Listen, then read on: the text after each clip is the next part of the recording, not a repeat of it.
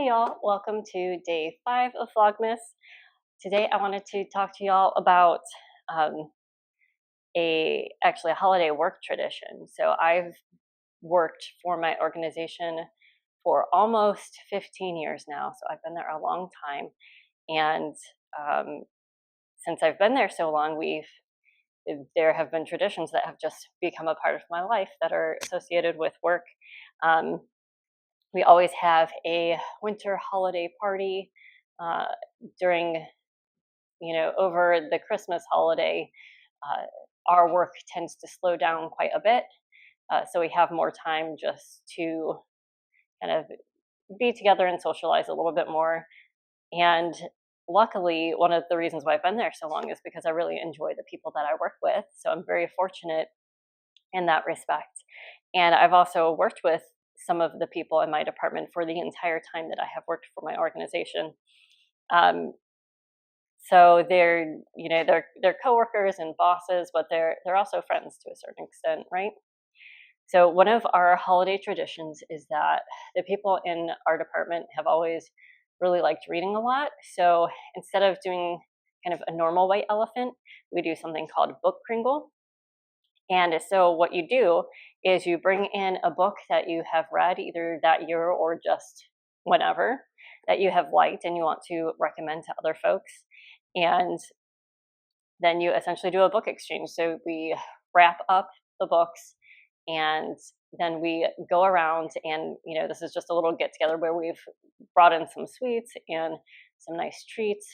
Or, the past few years we've been ordering in food, like I said, we have a lunch together.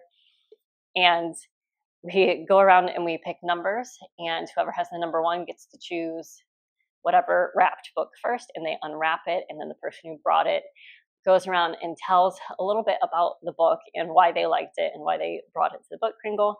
And the person can keep it, or someone else can be like, hey, I would have really liked that book instead of you. Do you mind choosing something else if the person isn't interested? So at the end, sometimes there's a little swap if someone's not completely interested in the book that they chose, or if it's maybe not appropriate for them. So I just wanted to share with you. I don't know if we're doing book Kringle this year or not because the party is still being planned. But if we do, I want to be prepared. So this book, The Ghost Map, the subtitle is The Story of London's Most Terrifying Epidemic and How It Changed Science, Cities, and the Modern World.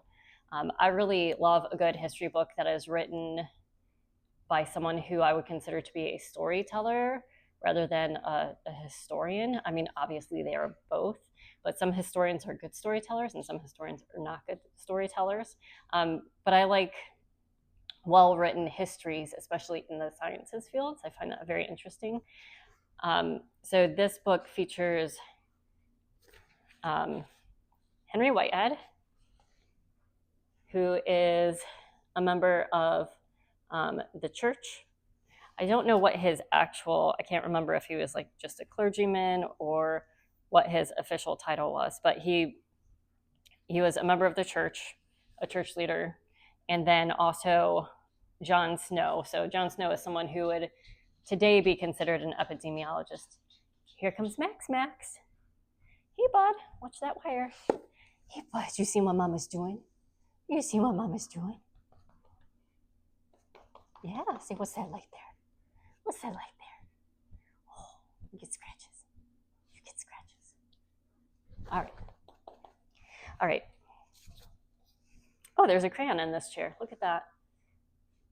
Smallest crayon. Anyway, very distracted now. We'll just toss that on the floor. I'm sure that'll be fine. So this goes through how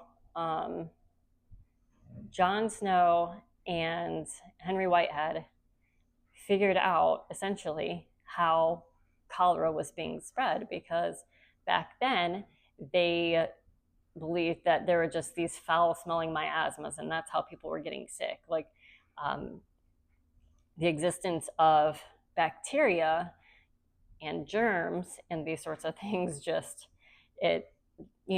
people didn't believe in it, like thinking that there are these organisms that are so tiny that you can't see, and like you either inhaling or ingesting them some way is what's making you sick, was just like, that was like sci-fi fantasy stuff back in the day.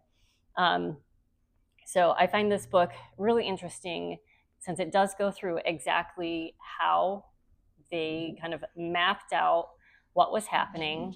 And cholera is, my goodness, Max. And I won't ruin the book for you if you want to read it, but it's, even though it's what? A lot of these are notes in the back.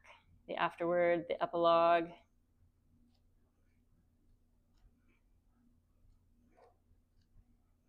It's essentially, it's about 225 pages long, right? So it's not that long of a book, but it's a really quick read.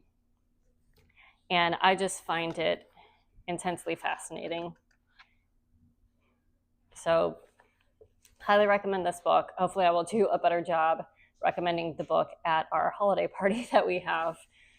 But I do intend on finishing rereading it. I've just started rereading it since it has been a while. And I really enjoyed it, and now I have a copy, so might as well read that and get off my phone later at night, because that's not a great thing. And I'm going to pick up that crayon that I put on the floor. And it also reminds me, just complete aside, apart from holiday party traditions at work, I mentioned before about how there aren't a lot of ornaments on the bottom of the tree because my son keeps pulling them off. It's probably also where this crayon was from, although my daughter may be the culprit there.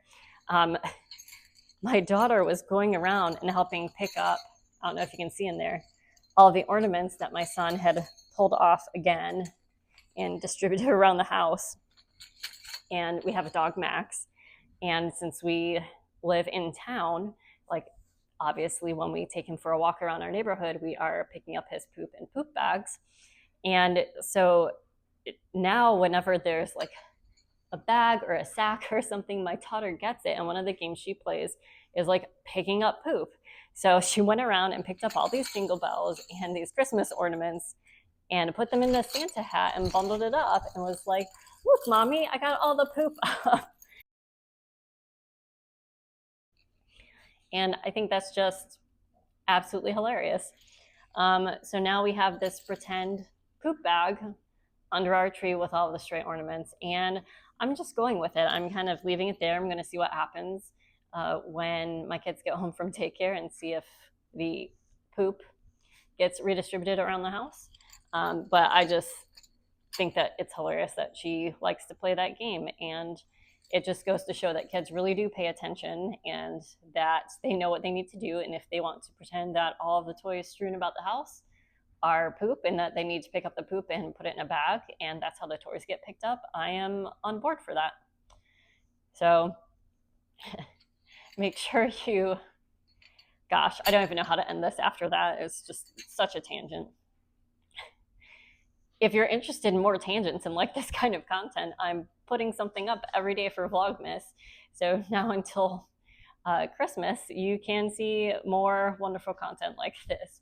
Please make sure you like the video and subscribe, and I will see you tomorrow. Have a good one. Bye.